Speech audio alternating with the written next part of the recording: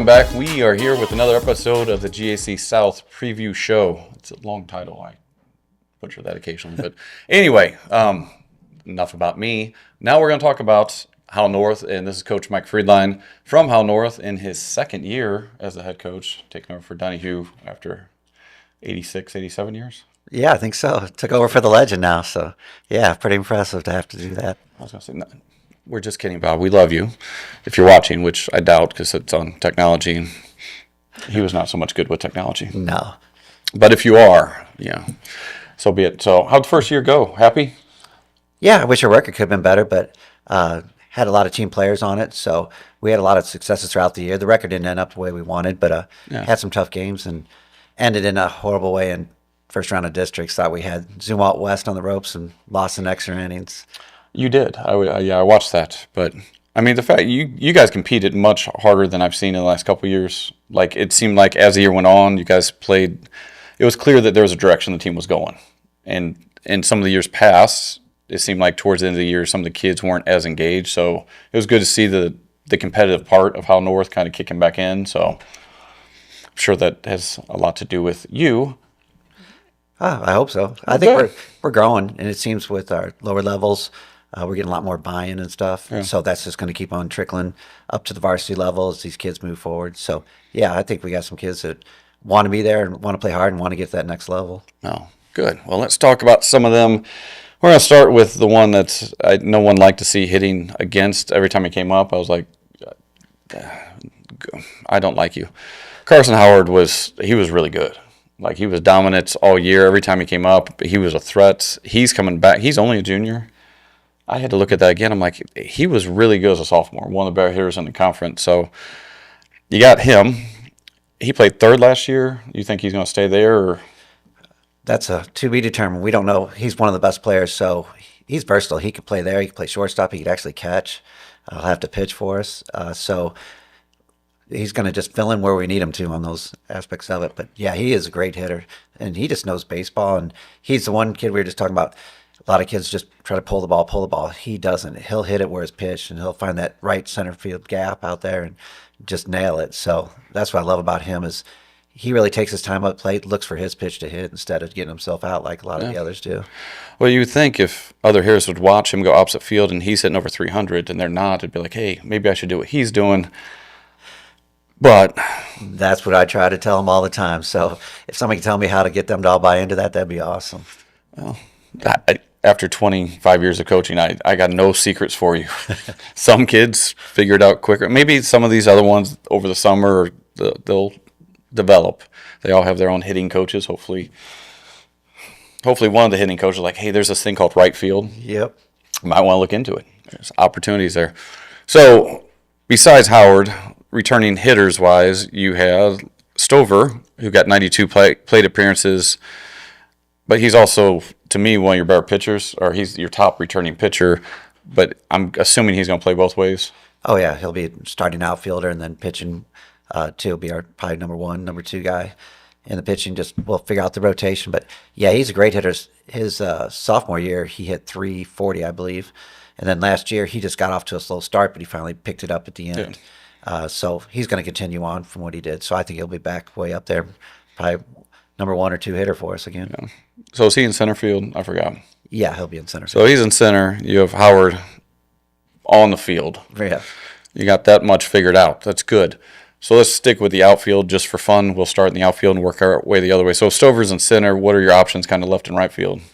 That's just wide open this year because we lost most of our outfielders were seniors last year. So we have a couple juniors that can play out there, and there's a couple seniors that can play out there. So really, I don't have anybody that's just set in stone that's going to be in the outfield. So it's going to be a lot of competition, which I like. I really don't like naming starters right away. I want them to earn it.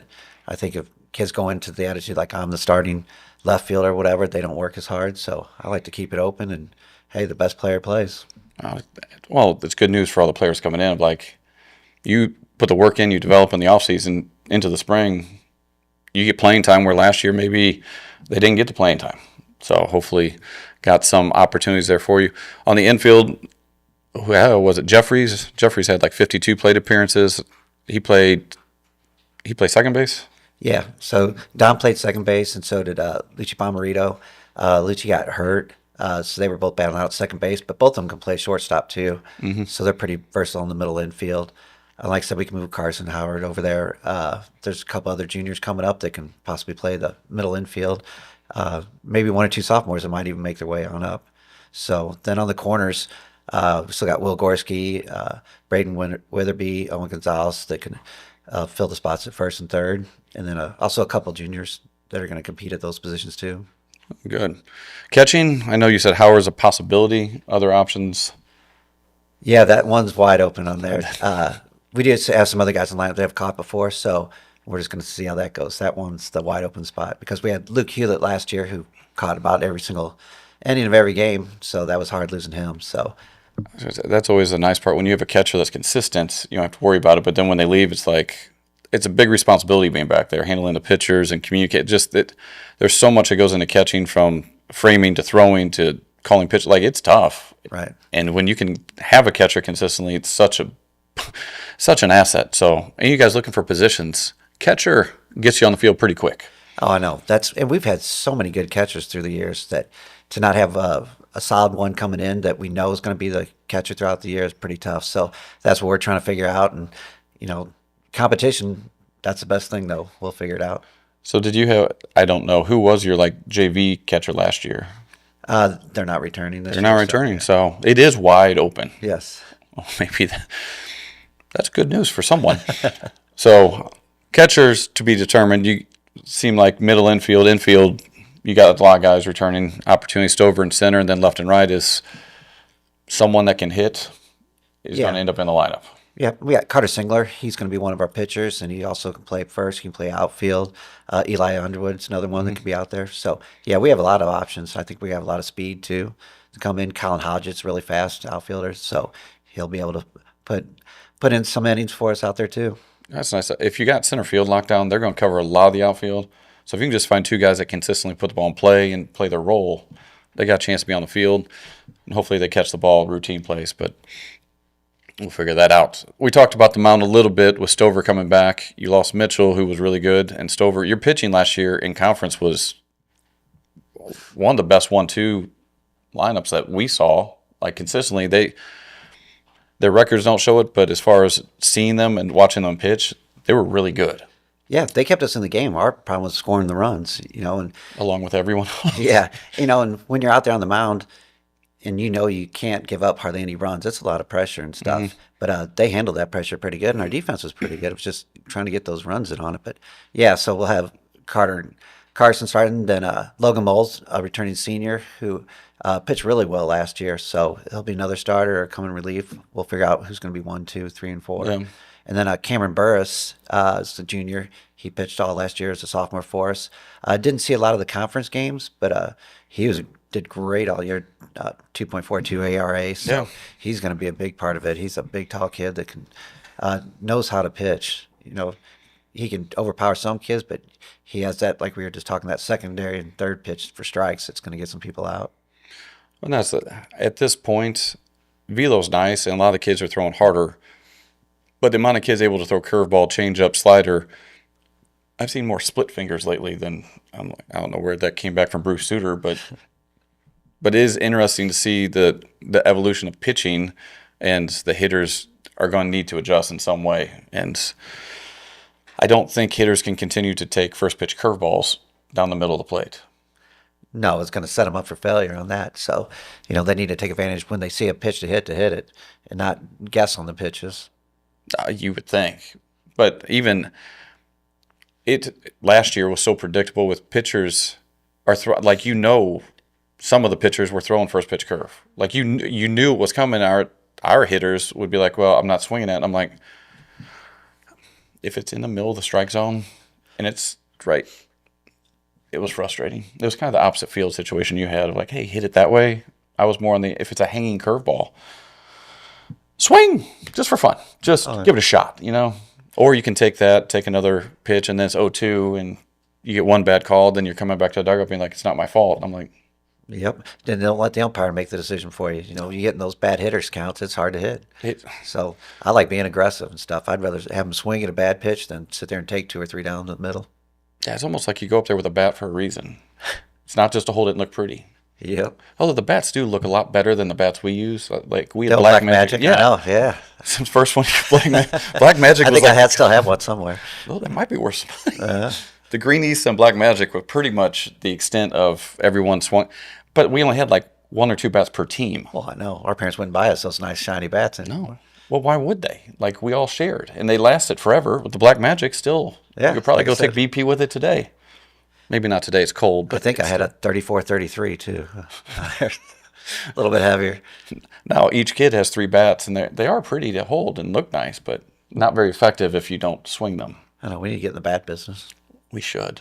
There's a lot of new people doing that, but we could retire, look into it. I know, I see all these new gadgets on the internet, and they all look so good. They do. Buy 'em.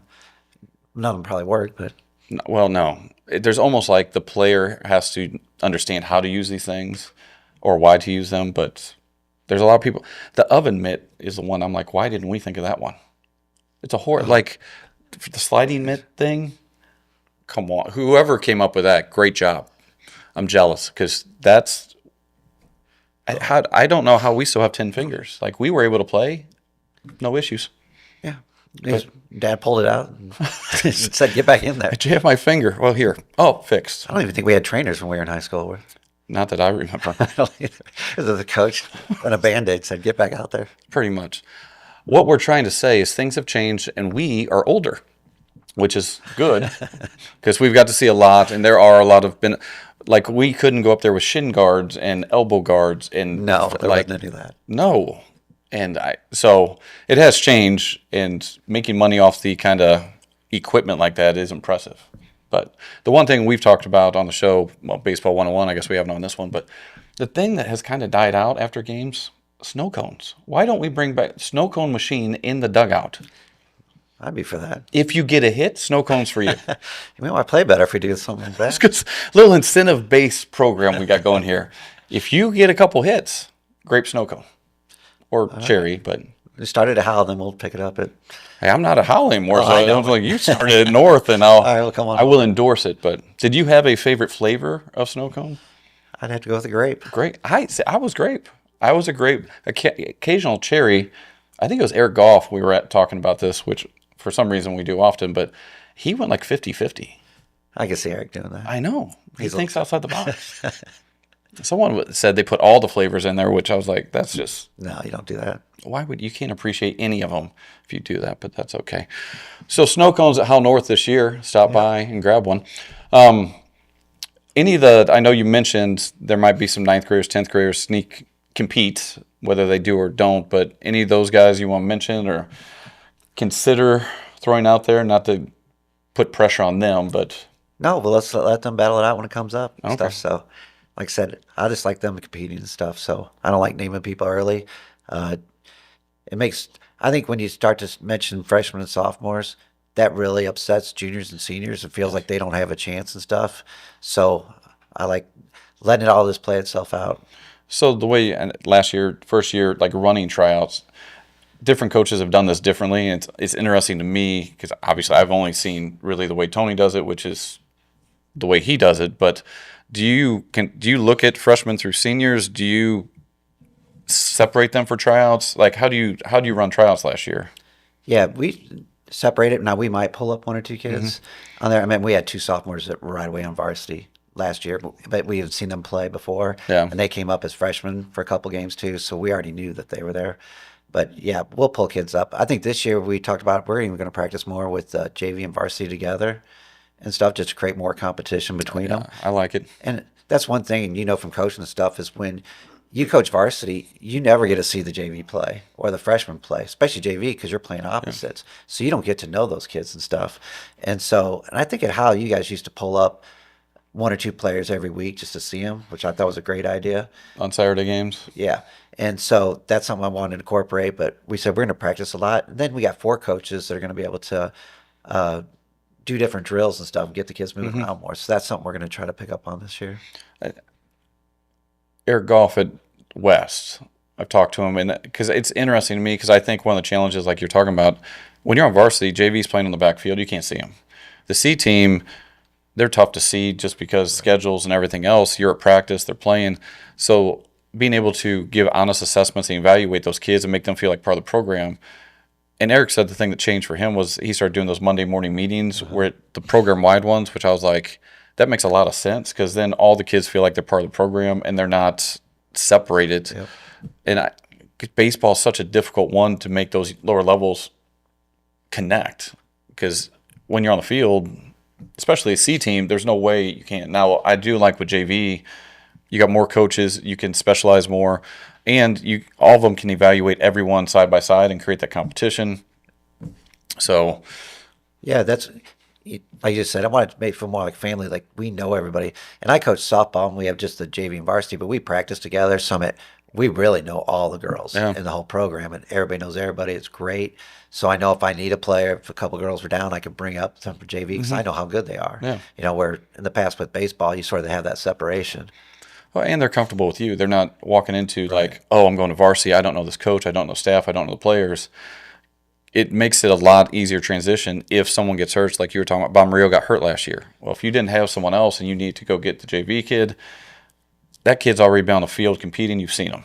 Yeah. Then he's not so nervous when he comes up. He knows, what the signals are, what everybody else is going to do. He's comfortable going out for fly ball because he knows who the right fielder is coming in on him. And so, yeah. You've drilled with everyone. You've done things together. So I'm curious how that goes. I like the idea of it. The only downside to me, just from coaching, it's a lot of BP throwing. Yeah, that's the only thing. So we will probably separate on some of that. But well, even if the first half you did defense together and then separate for BP, you'll figure out you're a smart guy. Yeah. I'm just a retired coach. Well, and this year we have more room. The past 4 years, our school's been being built. That's true. And so we are so limited on space that we just have a lot of room to do stuff. Yeah. So I think that's what's going to make a big difference this year is the new school's done.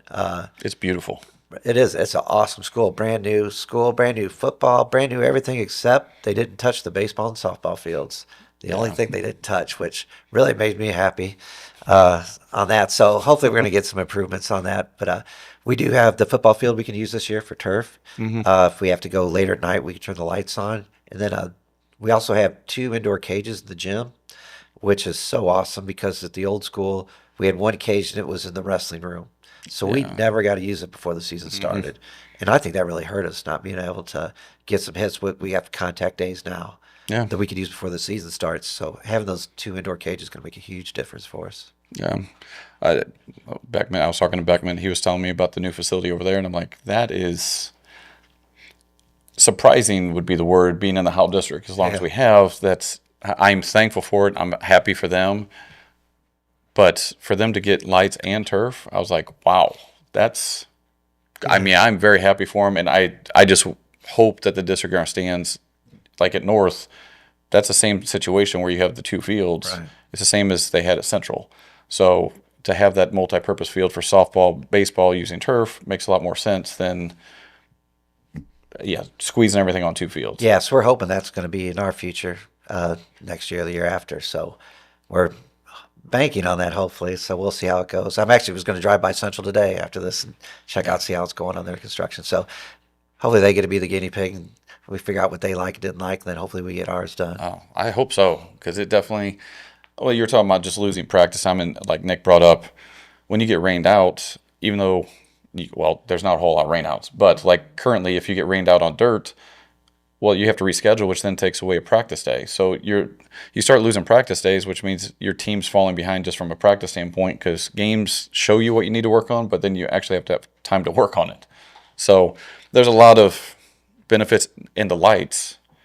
I mean, that was when we played at CNH long ago. You remember, like, some of those Friday night games under the lights, they were fun. It was just a different setting. Yeah, I'm not for the lights. I love the lights. You don't like the lights? You coach high school softball. You know how cold it is? Okay. High school softball season, a night game would be miserable out there. Okay, that's valid. We're older. The weather affects us more. But let's just say it's nice. Yes, if it's nice, I'd play at night. Not one of those Midwest Classic Oh my windy. gosh. You've done it before, the Midwest Classic. Oh, yes, I have. Because Tony wants to play the Midwest Classic so bad. He's like, have your players meet up there with their shovels. We were shoveling 2 feet of snow off the tarp in the field to try to play. And I was like, this is ridiculous. There's no way we're going to play. And we didn't on our field. Maybe Howell did, but I was like, this is crazy out there. But yeah, Tony's a whole nother level on that. But gotta love him. He wants to play, and that's awesome. I'm a realist, so Well, and that's why. 2 feet of snow, no baseball. See, I think Tony's cut off You 3 remember feet. that too, don't you? I was the one on the field having to tell Tony, because we actually started. Well, we did get snowed out when we had that, but it was like 2 years ago. We're playing, and it's snowing to the point where the pitchers can't feel their fingers. They're hitting people left and right, and it's a full blown snowstorm. And Tony's going to get turfus because that's going to stop the snow. And while he's gone, the umpires are like, "We can't play." I'm like, "Okay." They're like, "Will you tell him?" Oh yeah. So yes, that was. I don't know who's going to get that duty this year, but telling Tony you can't play is like telling a kid to come in for dinner. I mean, he just looks at you like, "I don't want to." Oh yeah. It was good. Yeah. He'll do whatever it takes to play.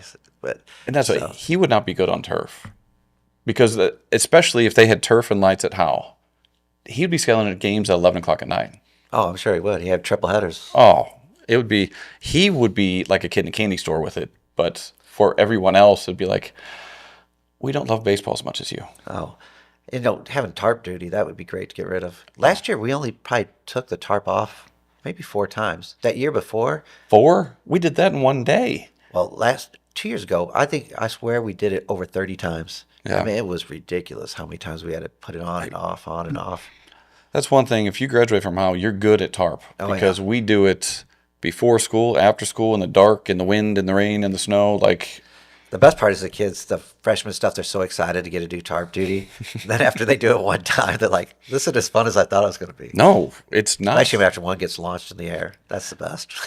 They don't know to let go at the right time. Well, there's always the one kid not paying attention with their foot on it, and all of a sudden you see them take off. It's fun for us, but we lose 1 or 2 underneath there every once in a while. well, the thing I've seen lately is the kids, they're pulling, they drop their phone under Cell there. phone. Yeah. Yes, we've had that too. We had to get back under there to get it. I'm to the point where if you drop your cell phone, the cell phone's gone. Yep. When we take it off, you can have it. Maybe learn to live without it. Oh, was it last year, the year before? Bob was still coaching. I was at first base. Kid gets to first base. He's like, oh, man, hand me his cell phone. Had it in his back pocket. I'm like, do you want me to call anybody? And that's obviously going back to the thought of having a phone to even carry, but having it in your back pocket. Yeah. What do you? I guess I didn't even ask, and for those that don't know, so you moved from assistant to head coach. So who's now the assistant coach? So with me at JV, or me at varsity is G.A.C. Stewart, and then JV is Barry Morrison, and then Tommy Moran's freshman head coach. And that's, I think, sometimes the lower level coaches kind of get overlooked, but what they're doing makes your job so much easier, and having everyone on the same page. Oh, they're awesome. Jesse's been with us forever and stuff, Yeah. and he really knows the game. And really good. He's up at the field all the time. He lives right by there. He's retired now. The district owes him millions of dollars for all the work he's put in up there, because, as you know, in our district, they have a field crew, I guess, but they don't have time to really do much, so we basically do everything ourselves.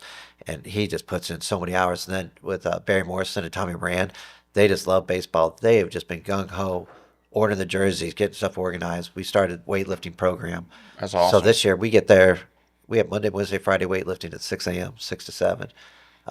We have about 40 to 45 kids show up every day, which is great. So that's what it takes, like I said, to build a program. So those lower levels mean everything.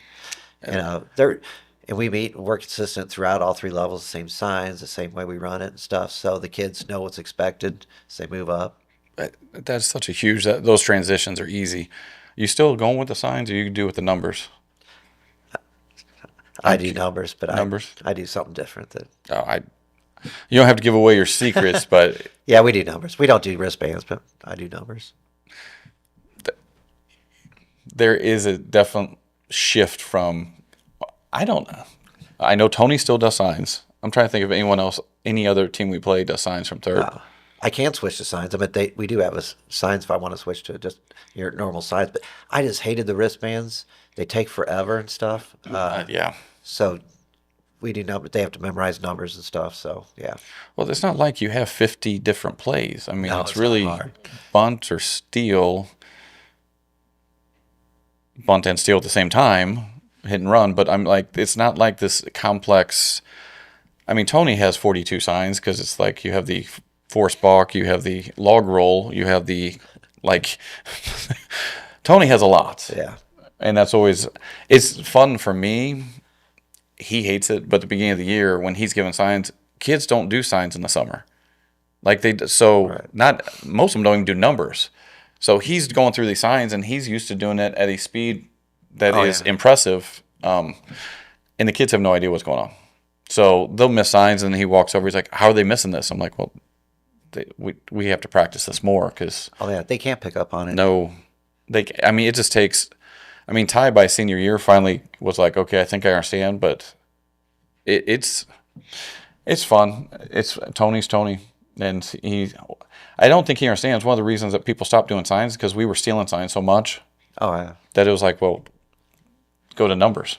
Yep. It's not hard to pick up on them. And with all the technology, it's really going to change. I mean, it won't be long before we're all wearing wristbands electronically with pitch comm and stuff now we can use. So, yeah, Yeah, that definitely helps out being able to call pitches. Normally we rely on our catchers for most of that, but this year we'll probably call a lot of the pitches since we're gonna have new catchers. that balance of, and I know at the next level they're getting pitches called, but I remember when catchers had the freedom to kind of do that. And I agree, trying to teach them how to call a game, but there's something about the catcher having the like ability and understanding. Hey, the curveball's working well. Let's go to it more. Where on the bench you can't see it as much. Right. It's a hard. To me, I think integrating technology with the feel of the game is one of the toughest things I've seen lately. Of like all the metrics of swing, exit velo, and all this other stuff, and I'm like, but if you can't hit the ball in the game, does it really matter how hard you can hit it in the cage? Right. Not making a difference at all. Yeah, and our catchers, like I said, have been so good throughout the past that they've called their own games. When we really wanted something, we'd yell at them and tell them what to throw. But just like you said, they got the feel for it, and they should be able to work in sync with the pitcher. The Yeah, pitcher really should make the ultimate choice of what they can absolutely. throw. Like, shake them off if you don't want it. Throw the pitch that you're going to get the kid out on. So Yeah. it makes a huge difference when you got that catcher that knows what they're doing. Well, yeah. When we were playing in the backyard, no one was telling us what pitch to throw. It was like, you have the ball. I got to get this guy out. Figure it out. Yeah. Which, to me, is kind of the fun part of the game. Like being micromanaged by coaches takes some of that away, but at the same time, you're trying to teach them how to play the game. So it's this. Right. And we've talked to them when they come off the field. It's like, hey, why did you throw this pitch? Oh, yeah. Or, you know what, you should have went with this one.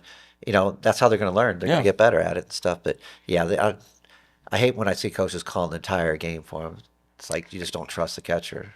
But that's you get technology of the pitch comm where it's fastball, curveball, like you're calling every pitch. It does speed the game up, which that part I like. Yeah. But I still want the players to have the freedom to play the game. Yep.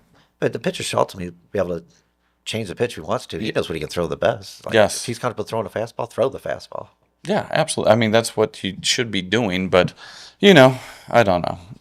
Well, as far as your team goes, I think just from looking at this and seeing how you guys played last year, you guys are going to definitely take another jump this year. Your second year being there, they understand what you expect, that learning process of like understanding you as a head coach compared to assistant, which are two different roles.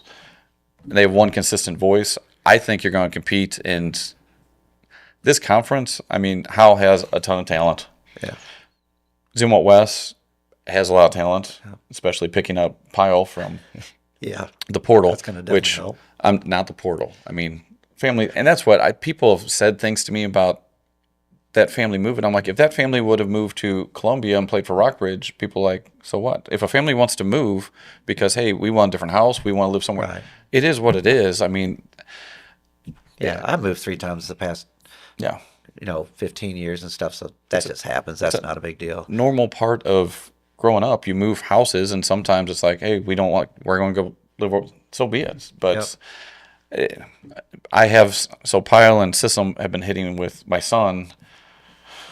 Those two can swing it. I'm not gonna lie to you. Oh, yeah. Sissom, I think he's one of the best hitters around. And when we played Yes. him last year, it was just funny, especially at districts and stuff. He'd walk toward the plate and he'd just look over at me and I'd just smile and just point to first because Yeah. he knew I wasn't going to let him hit. And it worked. I mean, we put him on every time. And have- there's no way I'm letting him hit. And that was with West this year, looking at their lineup with Pyle. Yeah, now you got Systems. protection. I was gonna say now you can't just put system on first, which is a great move. And I know Beckman did it, you did it, we did it, but now Right. and they have Wolf, who's now a sophomore, Deverman, who competed, they have Perry, they have Pyle, they have System. So they're top 5 offensively. But Central they're younger, they're coming up. Yeah. But it's going to be an interesting year watching. So Yeah, I think Central was a surprising team last year. I mean, 7-3. nobody thought they would be as good as they were. Yeah. And Nick does a great job over there. So yeah, it's going to be tough as usual. And that's what's good about the G.A.C. I mean, there's some Howell and West are probably the dominant teams, but anybody can win on any given day. On that, it just comes down to who can play the best that day. So that's what's fun about our conference. As good as it is, you still have a chance in there. Well, you guys, with the 2 pitchers you had last year, every conference game, you had a chance. And I mean, even though you lost some of those closer games, when we went to play you guys last year, it was like, man, you guys better be locked in because these 2 pitchers can beat you. And that's what the nice part about high school baseball. Like, House Central didn't have elite pitching or players, but that's why I've told Nick, I still, like, he should have been coach of the year. He was 7-3 with a young team like that. He did a phenomenal job of maximizing what they had. Yeah, I thought so too. So, and I'm curious with Timberland going down, Liberty coming up, Liberty in the South, what that's going to look like. I haven't looked. We played them a little bit, obviously, in districts. We've seen them, but I was curious what they have coming back. I know they lost quite a bit with Schnurbush gone and some other guys, but I have not done their show yet. So Yeah, and I don't know a lot about Liberty, so yeah, it's going to be interesting. Timberland, well, I feel sorry for the other conference that just got down because they're going to be a handful going down. the Central is going to be, well, if Zumwalt South last year's team was phenomenal, but they lost so much. Right, Carter Cox. They lost, I mean, probably, I would have to look, 7, 8 of their starters. They were really, really good last year. But North Point is on the way up. And I was talking to Schmitty. He said they're right on the bubble of 6A right now. So they could be at 6A. Oh. That would be rough for a young program, but Yeah, I'm glad he got the job. He's a good guy. Oh. And we've both known him for years, so he he's going to do deserves a it. great job out there. yeah, so I look forward to talking to him. But is it the whole G.A.C., you go all the way down north, central, south. I mean, there's talent all the way through. It's fun. I'm looking forward to coming out and watching. Yeah, it's going to be different for you sitting on the sidelines. Yeah, he's sitting behind Mike. I know Tony's like asking me because the first G.A.C. game of the week is West and Howell. I will be there calling that game, so that'll be fun too. Yeah. But all right, well, we've been talking about a lot of different things. Some of which was Howell North baseball, some snow cones and black magic bats. But anyway, I appreciate you coming in, going through this. I look forward to seeing how you guys progress this year. I'm thankful I'm glad. I appreciate Bob and all he did for Howell North, but I was thankful that they gave you an opportunity to take this program over and move it forward. I think you're going to do a great job with it. And last year, I saw what I thought I would see, so I looking forward to watching this year. Well, thank you. Yep, looking forward to it. It should be a good year, and hopefully things keep moving forward. Good. All right. Well, in a couple months, it's still winter time, in case you're wondering. Get out, watch Howell North play. I will be out there from time to time. And come back, I don't know, next week? I don't know when we run these things, but come back soon. We're going to have another G.A.C. coaches preview coming up. But thanks for coming, and see you guys soon.